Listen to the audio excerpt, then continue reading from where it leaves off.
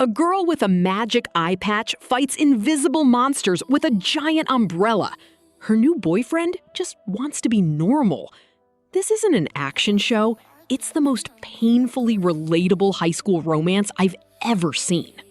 Our story centers on Yuta Togashi, a boy desperate to erase his embarrassing past as the Dark Flame Master. He's chosen a new high school where nobody knows him, ready for a perfectly normal life. That plan immediately explodes when he meets Rikka Takanashi, his new neighbor and classmate. She's a full-blown, active-duty Chunibyo who believes her right eye holds immense power. She's everything Yuta is running from, and she latches onto him instantly. The show's entire premise is this hilarious, awkward collision of someone escaping fantasy and someone living it. Let's be clear. The comedy in this show is built on pure, unadulterated secondhand embarrassment, and I absolutely love it. Rikka's over-the-top incantations in the middle of a quiet classroom, her battles with imaginary foes using a frilly umbrella, it's all designed to make you physically cringe. Yuta's reactions are our reactions. You can feel his soul leaving his body every time she calls him by his old Chunibyo name. If you can't handle cringe comedy, this might be tough. But honestly, you'd be missing the point. The show embraces the awkwardness of being a teenager and turns it into an art form. But this isn't just a two-person show. The supporting cast is what elevates it from a simple gag anime to something more. You have Shinka Nibutani, the popular girl hiding her own cringy Chunibyo past, and Sanae Dekamori, Rikka's loyal and even more delusional servant. Their constant bickering is a highlight. And then there's Kumin Tsuyuri, a girl whose only ambition is to find the perfect place to nap. Together, they form this wonderfully weird found family around Rikka and Yuta, providing both comic relief and a crucial support system that grounds the fantasy. We have to talk about the animation, because this is Kyoto Animation at the top of their game. The show brilliantly visualizes the characters' delusions.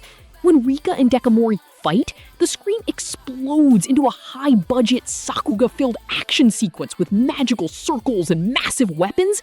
Then it cuts back to reality, showing them just pathetically flailing at each other with an umbrella and a weighted hair tie. This visual contrast is the show's best running joke. It's not just funny, it's a stunning display of how Kyoto can make even the most mundane moments feel cinematic and beautiful. About halfway through season 1, the show pulls the rug out from under you. You realize Rikka's Chunibyo isn't just a quirky hobby, it's a deeply ingrained coping mechanism built to shield her from the immense grief of losing her father. The ethereal horizon she's searching for isn't some fantasy land.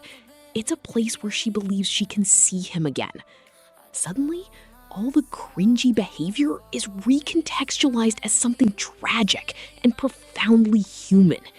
This turn is what makes the show a masterpiece, transforming a lighthearted comedy into a poignant story about loss. This tonal shift puts all the pressure on Yuta. His entire character arc is a battle between his desire for normalcy and his growing affection for Rikka. At first, he just wants her to stop being weird.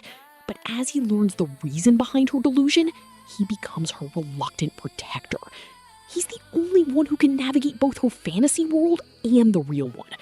His journey from being embarrassed by her to actively defending her fantasy is one of the most compelling and believable character developments in any rom-com I've seen. He literally learns to love her weirdness. The climax of the first season is an emotional gut punch. Rikka's family, with good intentions, forces her to confront reality. She gives up her Chunibyo persona, takes off the eye patch, and tries to be normal. And it is absolutely heartbreaking to watch the light go out of her eyes. But Yuta, who wanted this from the start, realizes it's wrong. In a grand, desperate gesture, he uses his old Dark Flame Master persona to break her out of her stupor and reaffirm that her world is real and valid to him. It's a perfect thematic conclusion. The show's core message is surprisingly mature. It argues that growing up doesn't mean killing the imaginative, weird, or embarrassing parts of yourself.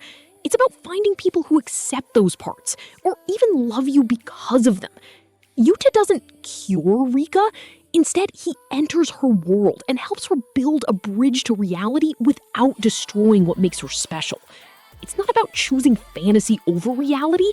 It's about realizing you can have both, as long as you have someone to share them with. A beautiful, resonant theme that sticks with you. Now, is it perfect? Not quite. Season 2, while enjoyable, loses some of the first season's emotional weight. It leans more into slice-of-life tropes and introduces a love triangle with another Chunibyo, Satani Shichimiya, that feels a little manufactured to create drama. It's still funny and charming, but the stakes feel lower. Thankfully, the concluding movie, Take On Me, is a fantastic return to form. It's a road trip adventure that gives their relationship the definitive, heartfelt finale it truly deserved, fixing most of my issues with the second season. So, who should watch, love Chunibyo and Other Delusions? Honestly, anyone who's ever felt like a bit of an outcast or had a cringy phase they now look back on fondly. It's a show that starts as a hilarious cringe comedy and evolves into one of the most touching and sincere romances in modern anime.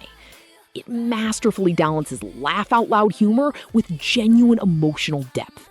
It champions the weirdos and tells us it's okay to be yourself, delusions and all. For me, it's an absolute must-watch and a modern classic of the genre. Thank you so much for watching this review on Top Screen Tales. If you enjoyed it, a like and a subscription would be amazing.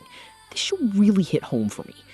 What's an anime, movie, or series that you think I should cover next? Let me know down in the comments below.